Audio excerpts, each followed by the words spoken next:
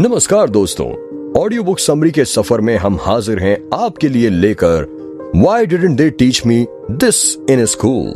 Audio book summary जिसे लिखा है कैरी साइगल ने। तो चलिए शुरू करते हैं। फाइनेंशियली सिक्योर होना कितना अच्छा लगता है ना?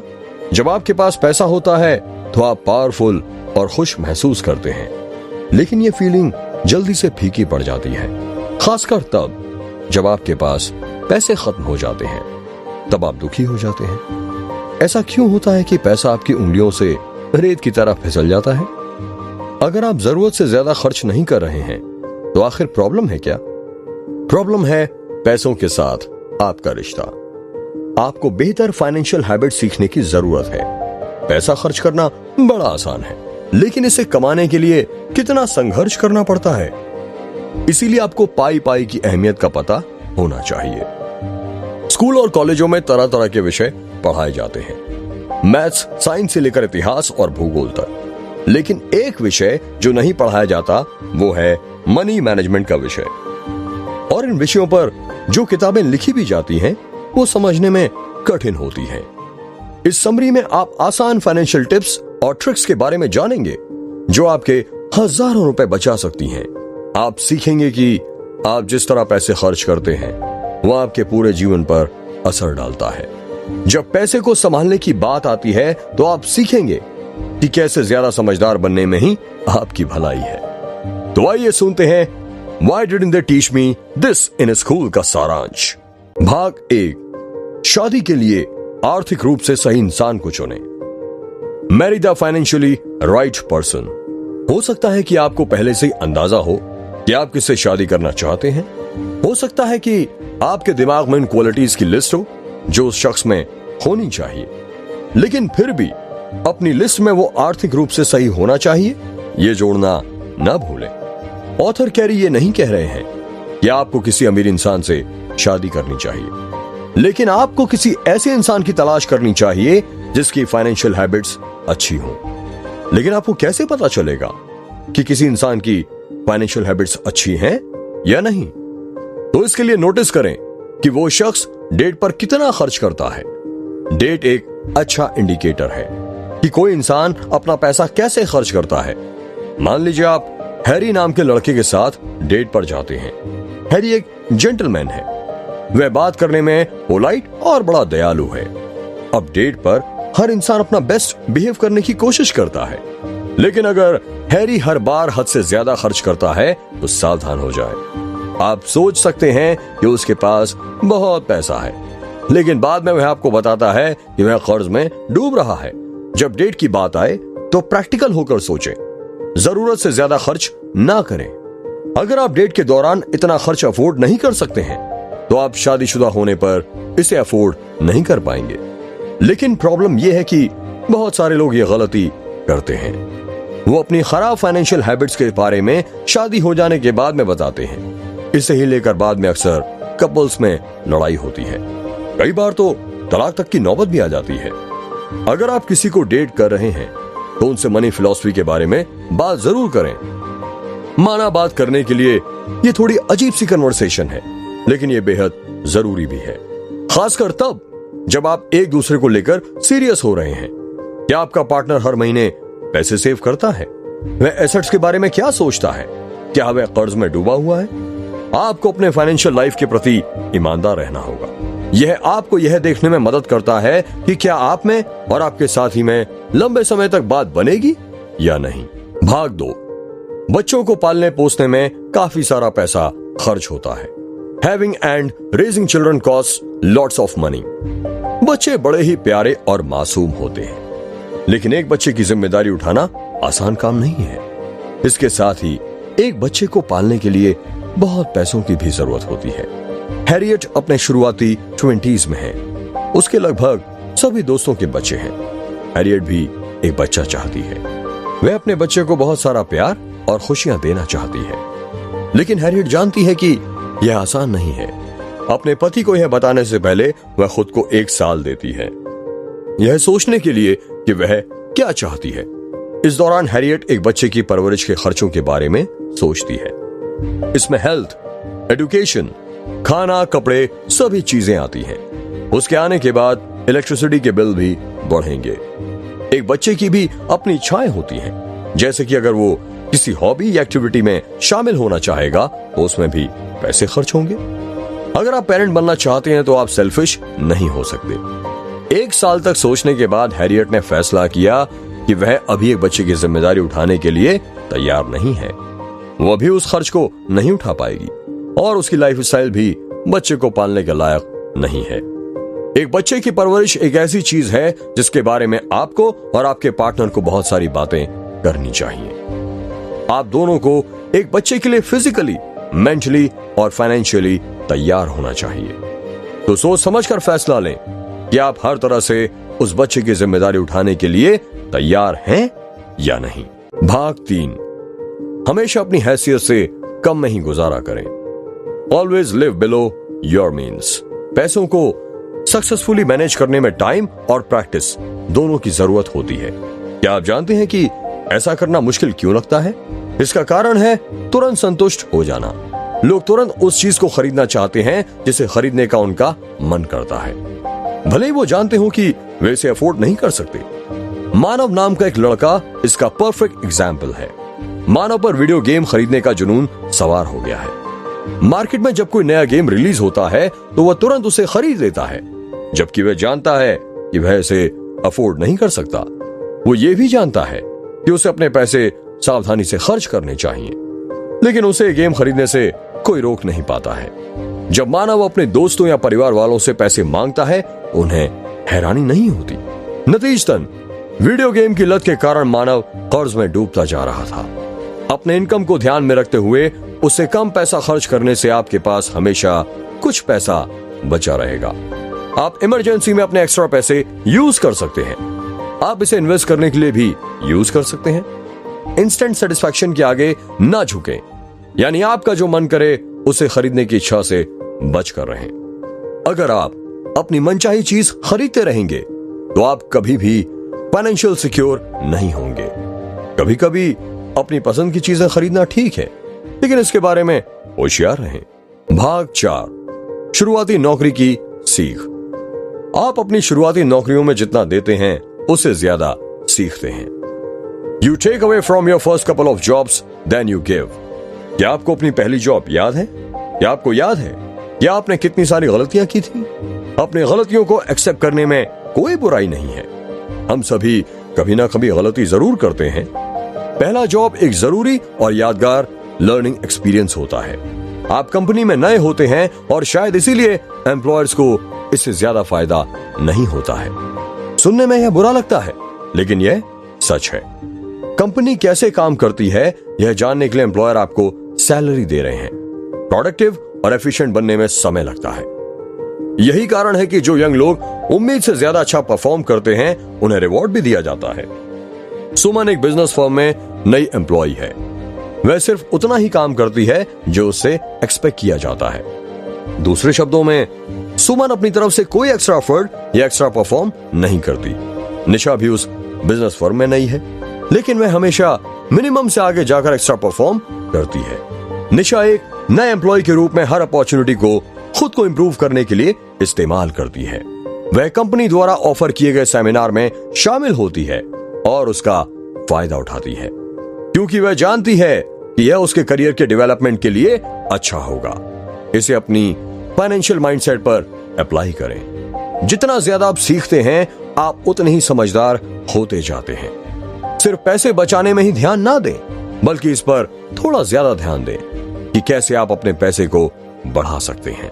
भाग 5, सप्ताह में 1 घंटा निजी फाइनेंस सीखने में गुजारें। Spend just 1 hour each week learning about personal finance. पैसे को मैनेज करना भले ही एक तरह का सिरदर्द हो सकता है, लेकिन अगर आप फाइनेंशियली स्मार्ट बनना चाहते हैं तो आपको इसे जरूर समझना चाहिए। आप नए साल के रिजोल्यूशन के तौर पर सुयश ने कुछ नया सीखने का फैसला लिया। उसने अभी एक नया जॉब शुरू किया था और वह अपने पैसों को स्मार्ट मैनेज करना चाहता था। इसीलिए उसने फाइनेंस के बारे में जानने के लिए रोज 1 घंटे का समय निकाला। उसने इसके बारे में ऑनलाइन आर्टिकल्स में पढ़ा, कुछ यूट्यूब वीडियोस भी देखे। सुयश ने अपने चाचा से उनके खर्च करने की आदतों के बारे में भी पूछा। उनके चाचा जल्द ही रिटायर हो गए थे और उनका रहन सहन काफी हाई क्लास था। ऐसा नहीं था कि सुयश एक फाइनेंस स्पेशलिस्ट बनने का गोल बना रहा था। नहीं, वह सिर्फ इन्फॉर्म्ड रहना चाहता था। दिन में 1 घंटे ने उसके मनी मैनेजमेंट स्किल्स को बहुत बढ़ा दिया था। वह ऐसा सालों तक करता रहा। वह ना सिर्फ अपने पैसे के बारे में इन्फॉर्म्ड था, बल्कि उसने यह भी सीखा कि इसे कैसे ग्रो किया जाए। भाग 6, एक लिखित बजट बनाएं और इसका हर महीने मूल्यांकन करें। Develop a written budget and evaluate it every single month. आपने शायद पहले कभी बजट बनाने की कोशिश की होगी, लेकिन फिर आपने ऐसा करना बंद कर दिया क्योंकि आप इसे फॉलो नहीं कर पाए। लेकिन यह एक सिग्नल है कि फिर से बजट बनाना चाहिए और उस पर टिके रहना चाहिए। बहुत से लोग बजट क्यों बनाते हैं? क्योंकि यह सच में काम करता है और बहुत इफेक्टिव भी है। मंथली बजट का मतलब होता है एक एस्टिमेटेड बजट बनाना, उसे ट्रैक करना और अंत में एनालाइज करना या आपका पैसा कहां और कैसे खर्च हो रहा है। यह आपको फाइनेंस मैनेजमेंट स्किल्स डेवलप करने में मदद करता है। बजट बनाना यानी डेवलप करने का मतलब है अपने महीने भर की इनकम को लिखना। यह आपकी सैलरी, बोनस या गिफ्ट हो सकता है। उसके बाद अपने खर्चों को लिखना, जिसमें रेंट, बिल्स, कार मेंटेनेंस, खाने का खर्च वगैरह शामिल हो सकते हैं। अब बजट डेवलप करने के 2 वर्जन होने चाहिए, एस्टिमेटेड बजट और एक्चुअल बजट। एस्टिमेटेड बजट वो है जो आपको लगता है कि आप एक महीने में कितना खर्च करेंगे। इसे आप महीने की शुरुआत में बनाते हैं। एक्चुअल बजट वो है जो आप असल में खर्च करते हैं। आप इसे महीने के अंत में बनाते हैं। अपने बजट को ट्रैक करना बहुत आसान और सरल है। यह कंपेयर करता है कि आपने इस महीने और पिछले महीने में कितना अच्छा परफॉर्म किया।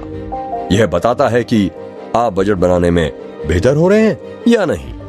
अपने बजट को ट्रैक करना यह देखना होता है कि आपने सबसे ज्यादा पैसा कहां खर्च किया है। अगर यह एक जरूरी खर्च नहीं है तो उस पर ध्यान देना समझदारी का काम होगा। आपको हमेशा यह ध्यान रखना चाहिए कि आप हमेशा अपने बजट की सीमा से नीचे रहें। एनालाइजिंग और ट्रैकिंग से आपको अपने एस्टिमेटेड और एक्चुअल बजट के बीच फर्क देखने में मदद मिलती है। आप देख पाएंगे कि आपका पैसा कहां जाता है। क्या आपने इस महीने समझदारी से पैसा खर्च किया है? क्या आप खुश हैं? क्या आपने बिना सोचे समझे शॉपिंग नहीं की? भाग 7, हर बोनस या नॉन प्लान कमाई का 90% बचाएं। सेव 90% ऑफ एवरी बोनस और नॉन प्लान इनकम। आपको बोनस की उम्मीद नहीं करनी चाहिए। बहुत सारे लोग ये गलती करते हैं, जिससे उनका मासिक बजट गड़बड़ हो जाता है। बोनस गारंटीड इनकम नहीं है। हो सकता है कि आपको आज बोनस मिल जाए, लेकिन 2 सालों तक कोई बोनस ना मिले। एग्जाम्पल के लिए, सारा अपने एस्टिमेटेड बजट में बोनस पर ध्यान नहीं देती है, जबकि उन्हें पता होता है कि बोनस जरूर मिलेगा। यह उनके बजट को क्रॉस ना करने का उनका तरीका है। जब सारा को बोनस मिलता है तो वह इसका सिर्फ 10% लेती है। उससे वह वो अपनी मनपसंद चीज खरीदती है, फिर वह अपने बोनस का 90% सेव करके इन्वेस्ट कर देती है। बोनस के साथ वैसा ही बर्ताव करें जैसे वे हैं, अनएक्सपेक्टेड लेकिन परमानेंट नहीं। अपने एस्टिमेटेड बजट में बोनस को शामिल ना करें। भाग 8, फिजूल खर्च करने की आदत को छोड़ दें। Drop unhealthy spending habits. ज्यादातर लोगों की तरह आप शायद इस टिप को सुनकर मुंह बना रहे होंगे। ऐसा आपके मम्मी पापा ने भी कभी ना कभी कहा ही होगा। शायद आपके टीचर्स और प्रोफेसर्स ने भी कहा हो। सिर्फ इसलिए यह लाखों बार कहा गया है, इसका मतलब यह नहीं है कि इसमें कोई सच्चाई नहीं है। अनहेल्दी चीजें अनहेल्दी खर्च करने की आदतों की ओर ले जाती हैं। नितिन ने हाई स्कूल में स्मोक करना शुरू कर दिया था। ऐसा करना कूल समझा जाता था, इसलिए वो भी स्मोक करने लगा था। नितिन ने इसके रिजल्ट के बारे में कभी नहीं सोचा। जब आप यंग होते हैं तो आप बेपरवाह होते हैं। नितिन भी अपनी लत छोड़ नहीं पाया था। अब सिचुएशन ऐसी हो गई थी कि वह एक दिन में 1 पैकेट सिगरेट पिए बिना नहीं रह पाता था। अब अक्सर उसे चलने के बाद सांस लेने में दिक्कत होने लगी थी। स्मोकिंग ना सिर्फ हेल्थ खराब करती है, बल्कि बहुत पैसा भी बर्बाद कर देती है। सिगरेट के अलावा उसे जलाने के लाइटर की कीमत पर अक्सर हमारा ध्यान नहीं जाता, लेकिन इसकी वजह से हमारा बजट बिगड़ जरूर जाता है। कैरी हर महीने के अंत में इन सभी बिल्स को रिव्यू करते थे। हाई टिकट बिल में कैरी उन बिल्स को रखते थे जो $100 से ज्यादा होते थे। जैसे उनके क्रेडिट कार्ड का बिल। इन बिल्स को रिव्यू करने से उन्हें अपने खर्चों पर कंट्रोल रखने में मदद मिलती थी। आपका पैसा कहां जाता है, यह देखकर आपको अपने खर्च को ट्रैक करने में मदद मिलती है। जब आप इसे रिव्यू करेंगे तो आपको आश्चर्य होगा कि आप कितना पैसा बर्बाद कर रहे हैं। इस सिस्टम को अपनाने के बाद आपको सोचना नहीं होगा कि आपका पैसा कहां गया। भाग 9, बाद में बचाने के लिए अभी खर्च करें। Spend now to save later. ऐसे कई मौके होते हैं जहां अपना पैसा खर्च करना ठीक होता है, हालांकि इसे बहाना बनाकर अपना सारा पैसा बर्बाद ना करें। स्पेंड नाउ सेव लेटर कब अप्लाई होता है? पहला है कार का मेंटेनेंस। जब अपनी कार को चेक करवाने की बात आती है तो जया बहुत सावधानी बरतती है। वो इस चीज को कभी कल के लिए नहीं टालती। ऐसा इसलिए है क्योंकि उसने अपना सबक सीख लिया है। कुछ साल पहले उसकी कार से अजीब सी आवाज आ रही थी। उसने इसे हफ्तों तक नजरअंदाज किया। इस ढिलाई के कारण उसकी कार खराब हो गई। बाद में मैकेनिक ने बताया कि वो आवाज एक वार्निंग थी। जया की कार इतनी डैमेज नहीं होती अगर उसने पहले से चेक करवा लिया होता। दूसरा है फिटनेस इक्विपमेंट।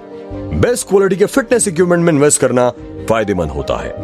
रेयान ने सस्ते मशीन खरीदने का फैसला किया था, लेकिन कुछ हफ्ते बाद ही उसकी मशीन खराब हो गई। इस वजह से रेयान को दुगना पैसा खर्च करना पड़ा। इसके बजाय अगर वो शुरुआत में ही बेस्ट क्वालिटी के इक्विपमेंट खरीद लेता तो उसके पैसे बच जाते। तीसरा हेल्थ केयर है। हर साल अपना चेकअप जरूर करवाना चाहिए, फिर चाहे वो फुल बॉडी चेकअप हो, आई चेकअप हो या दांतों का चेकअप। अगर कहीं कोई जरा सी भी परेशानी है तो आप उसे जल्दी रोक सकते हैं। यह ठीक उसी तरह है जैसे जय अपनी कार को खराब होने से रोक सकती थी। आप किसी चीज पर खर्च करना चाहते हैं, उसे प्रायोरिटी दें, यानी खुद से सवाल करें कि अगर आपने अभी किसी चीज पर पैसा खर्च किया है तो क्या यह फ्यूचर में आपके पैसे बचाएगी। भाग 10, सस्ती और काम चलाऊ चीजें खरीदें। सस्ती और काम चलाऊ ग्रोसरी खरीदना बुरी बात नहीं है। ऐसा करने से आप ढेर सारा पैसा बचा सकते हैं। It's okay to buy generic grocery, drug products and doing so saves you lots of money. Generic यानी ऑर्डिनरी, जिसमें किसी ब्रांड का नाम ना हो, उसका सामान खरीदने में कोई शर्म की बात नहीं होनी चाहिए।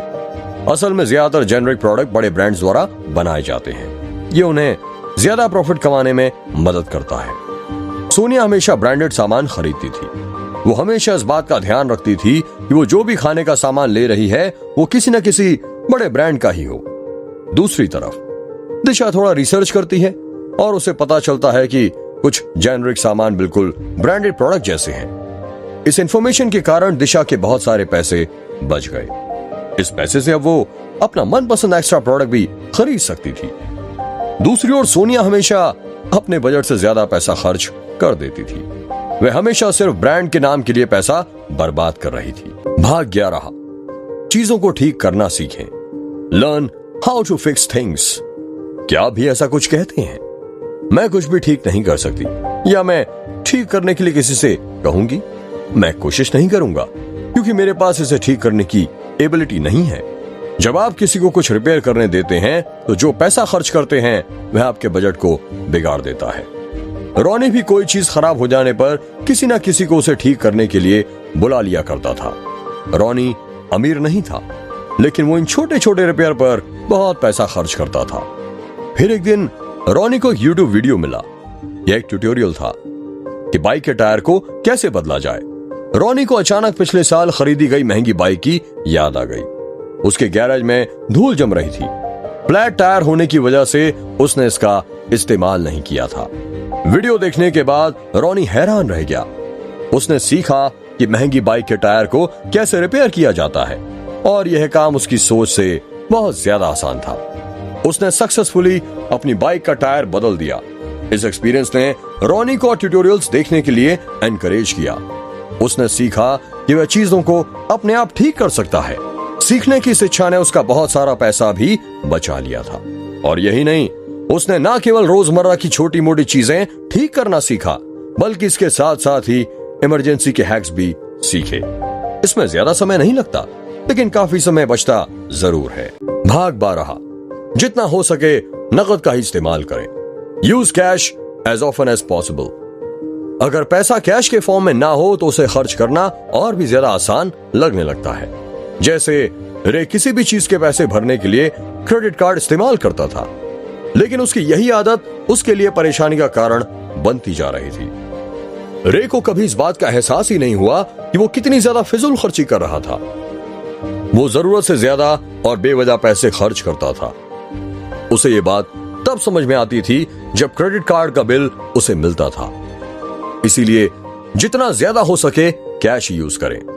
जब आप कुछ खरीदने जाएंगे तब आपको समझ में आएगा कि आपकी मेहनत की कमाई कितनी आसानी से आपके हाथ से निकल रही है। यह आपको अपने लापरवाह खर्च के लिए अलर्ट करता है। अपने मंथली बजट को देखने के बाद रे को भी अपनी गलती का एहसास हुआ और उसमें बदलाव आना शुरू हो गया। वह अब सिर्फ कैश का इस्तेमाल करने लगा था। यह उसे ये ट्रैक करने में मदद करता है कि वह कितना पैसा खर्च कर रहा है। भाग 13, 3P का नजरिया। अपनी जॉब की तरफ 3 P's का नजरिया रख के चलें। Passion, politeness and persistence. Approach your job following the 3 P's, passion, politeness and persistence. अपने काम में लगन, पैशन और पोलाइटनेस ही आपको सक्सेसफुल बनाती है। एक सक्सेसफुल इंसान के पास अक्सर जिंदगी भर के लिए एक कमाई का जरिया बना रहता है। एक जॉब आपको स्टडी इनकम की गारंटी देती है। इसीलिए कोशिश करें कि आप जो भी काम करते हैं उसमें अपना बेस्ट दें। पैशनेट होना अक्सर एम्प्लॉयर के लिए जरूरी होता है। पैशन से भरा इंसान सक्सेसफुल होने के लिए सब कुछ करने के लिए तैयार रहता है। इससे कोई फर्क नहीं पड़ता कि उसे किस चीज का शौक है। पैशनेट लोग इस एनर्जी को अपने काम में बदल सकते हैं। पोलाइट होना आपको जीवन में बहुत आगे तक ले जा सकता है। एक नॉर्मल सा प्लीज और थैंक्स मैजिक की तरह काम करता है। यह आपके कोवर्कर्स को एप्रिशिएटेड महसूस कराता है। यह आपको अच्छा महसूस कराता है कि आप लोगों की रिस्पेक्ट कर रहे हैं। आजकल प्रोफेशनल्स इसे अनदेखा करते हैं। किसी भी इंसान में पोलाइटनेस होना एक बहुत इंपॉर्टेंट क्वालिटी होती है। परसिस्टेंस यानी लगातार पूरे लगन के साथ काम करते रहना इस बात की गारंटी देता है कि आपको कभी जॉब से नहीं निकाला जाएगा। हर दिन काम में आने वाले चैलेंजेस को फेस करने की पूरी कोशिश करें। आपके बॉस आपके लगन पर ध्यान जरूर देंगे और वे आपको अपनी कंपनी में हमेशा बनाए रखना चाहेंगे। इसके साथ ही दूसरे लोग भी आपकी लगन से इंस्पायर होंगे। भाग 14, निष्कर्ष, कंक्लूजन। तो आपने सिंपल लेकिन इफेक्टिव मनी मैनेजमेंट स्किल्स के बारे में सीखा। स्टूडेंट्स बेहतर फाइनेंशियल डिस्कशन ले पाएं, इसीलिए स्कूल के सिलेबस में इन टिप्स को शामिल किया जाना चाहिए। सबसे पहले आपने सीखा कि आपको एक ऐसा पार्टनर चुनना चाहिए जो पैसे को संभालने में अच्छा हो। अगर आप दोनों पैसे के बारे में बहुत अलग तरीके से सोचते हैं तो यह आपकी शादी को तलाक की ओर ले जाता है। दूसरा, अपने जीवन के मेन डिसीजन के बारे में ध्यान से सोचना सीखें। बच्चे की जिम्मेदारी उठाना कोई छोटी बात नहीं है। इसके लिए फिजिकल, इमोशनल, मेंटल और फाइनेंशियल स्टेबिलिटी की जरूरत होती है। तीसरा, आपने बिना सोचे समझे पैसों को खर्च करने की आदत को कंट्रोल करने की इंपॉर्टेंस के बारे में सीखा। पैसों को मैनेज करना आसान नहीं है, लेकिन ये और भी मुश्किल हो जाएगा अगर आप अपनी अर्निंग को ध्यान में रखकर अपने खर्चों को मैनेज नहीं करेंगे। चौथा, आप जितना ज्यादा फाइनेंस के बारे में सीखेंगे आप उतने ही समझदार होते जाएंगे। पांचवा, अपने छोटे छोटे एफर्ट्स के इंपॉर्टेंस के बारे में जाना। हफ्ते में 1 घंटे के लिए फाइनेंशियल टिप्स के बारे में पढ़ें। साल के अंत तक आप फाइनेंशियली एजुकेटेड होने लगेंगे। छठा, आपने सीखा कि मंथली बजट कैसे बनाया जाता है। यह एक एस्टिमेटेड और एक्चुअल बजट रखने में मदद करता है। फिर एनालाइज करें और आपके द्वारा खर्च किए जाने वाले हर पैसे को ट्रैक करें। सातवां, अपने बोनस को सिर्फ बोनस के रूप में देखना सीखें। इसे अपने बजट में शामिल ना करें। बोनस स्टेबल इनकम नहीं है। अगर आप इसे बजट में शामिल करते हैं तो आपका बजट गड़बड़ हो जाएगा। आठवां, आपने अपनी अनहेल्दी आदतों पर ध्यान देना सीखा। अनहेल्दी आदतें अक्सर अनहेल्दी खर्च की वजह बनती हैं। आपका पैसा कहां जाता है इसके बारे में होशियार रहें। नौवां, अपने बिल रखने की आदत बनाना सीखें। छोटी छोटी खरीदारी खर्चों को बढ़ा देती है। बिल रखना आपके खर्च करने की आदतों पर नजर रखने में आपकी मदद करती है। 10वां, आपने सीखा कि बुद्धिमानी से अपना पैसा कहां इन्वेस्ट करना है। 11वां, आपने आसान ट्रिक्स के बारे में सीखा जो आपके काफी पैसे बचा सकते हैं। जितनी बार हो सके कैश का यूज करें। इससे आपको यह समझने में मदद मिलेगी कि आप कितना खर्च कर रहे हैं। 12वां, एक और हैक यह सीखना है कि एक हैंडीमैन कैसे बने। यानी अगर आप चीजों को रिपेयर करना जानते हैं तो आप बहुत सारा पैसा बचा पाएंगे। 13वां, हमेशा 3 P's याद रखें, पैशन, पोलाइटनेस और परसिस्टेंस। हर काम में इन क्वालिटीज को अप्लाई करें और सबसे अच्छे एम्प्लॉय बने।